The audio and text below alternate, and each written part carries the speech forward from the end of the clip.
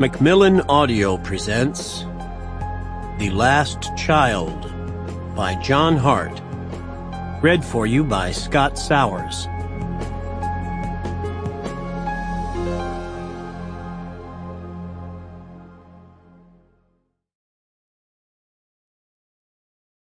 Prologue. Asphalt cut the country like a scar, a long, hot burn of razor black.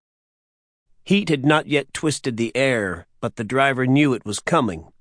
The scorching glare, the shimmer at the far place where blue hammered down.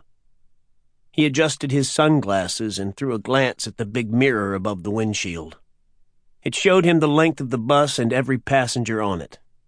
In 30 years he'd watched all kinds of people in that mirror. The pretty girls and the broken men. The drunks and the crazies. The heavy-breasted women with red, wrinkled babies. The driver could spot trouble a mile away. He could tell who was fine and who was running. The driver looked at the boy.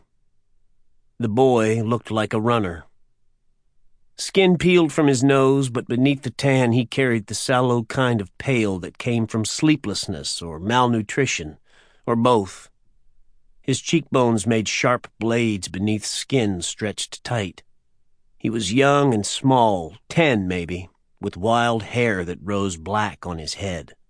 The cut was jagged and uneven like something he'd done himself.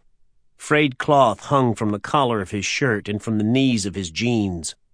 The shoes were just about worn through. On his lap he clutched a blue backpack, and whatever it held, there wasn't much of it. He was a good-looking kid, but what struck the driver most were the boy's eyes.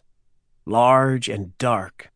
They moved constantly, as if the boy was overly aware of the people around him, the hot press of humanity typical of a broken-down bus on a sun-blasted morning in the North Carolina sand hills. A half-dozen itinerant workers, a few busted-up brawlers that looked ex-military, a family or two, some old folks, a couple of tattooed punks that huddled in the back. The boy's eyes most often found the man across the aisle, a slick-haired sales type in a wrinkled suit and sprung loafers. There was also a black man with a creased Bible and a soda bottle tucked between his legs. He seemed to catch the kid's eye, too. In the seat behind the boy sat an old lady in a parchment dress. When she leaned forward to ask a question, the boy shook his head in a small way and answered with care, "No, ma'am."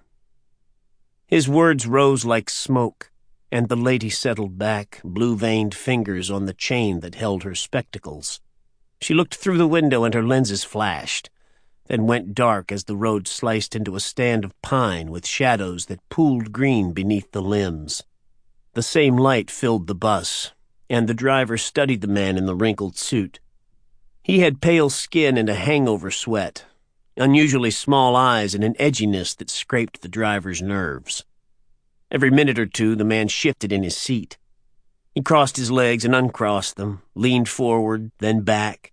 His fingers drummed one knee of the ill-fitting suit, and he swallowed often as his gaze drifted to the boy, then flicked away, drifted again, and lingered. The driver was a jaded man, but he ran things clean on his bus. He refused to tolerate drunkenness or debauchery or loud voices. His mama raised him that way 50 years ago, and he'd found no reason to change. So he kept an eye on the boy, and on the drawn, shiny man with eager eyes. He watched him, watched the boy. Saw him push back against the greasy seat when the knife came out. The boy was casual about it. He pulled it from a pocket and folded the blade out with a single thumb. He held it for a moment, visible, then took an apple from his bag and sliced it in a sharp, clean motion.